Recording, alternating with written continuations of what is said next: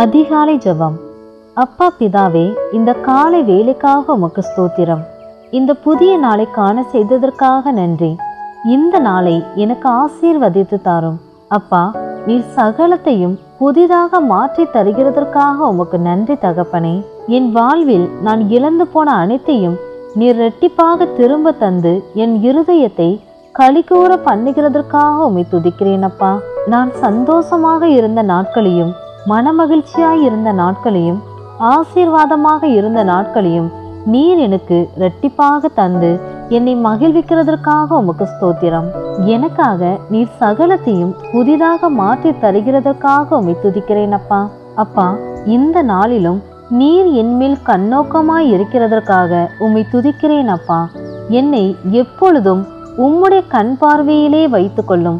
என்னை உம்முடைய சமூகத்தை விட்டு தள்ளி விடாதையும் என்மேல் இரக்கமாயிருக்க சித்தமாயிரும் தகப்பனே. என்னை ஒருபோது கைவிட்டு விடாதையும் எனக்காக யாவையும் செய்து முடிப்பேன் என்று எனக்கு வாக்கு கொடுத்த தேவனே, எனக்காக நீர் துணி நின்று யாவற்றையும் செய்து முடித்தரலும்.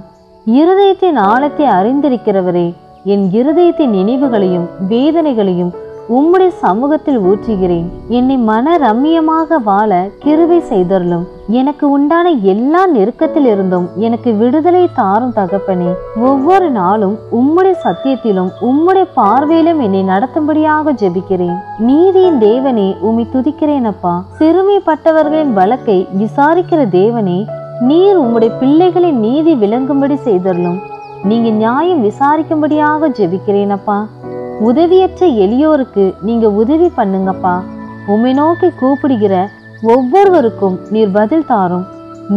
நீரே சர்வ வல்லமையுள்ள தேவன் என்பதை அறிந்து கொள்ள உணர்ந்து கொள்ள நீர் கிருபை செய்தருளும். அநியாயமாய் பொய்ப்பழி போடுகிற துன்மார்க்கருக்கு நீர் பதில் செய்யும். நான் உம்மையே நம்பிக்கையாக கொண்டிருந்து உம்முடைய பதிலுக்காக உம்முடைய சமூகத்தில் காத்திருக்கிறேன். எனக்கு பதில் தந்து என்னை ஆசீர்வதியும். இயேசு கிறிஸ்துவின் நாமத்தினால் ஜெபிக்கிறேன். ஜெபம் கேளும் எங்கள் ஜீவனுள்ள நல்ல பிதாவே. ஆமேன்.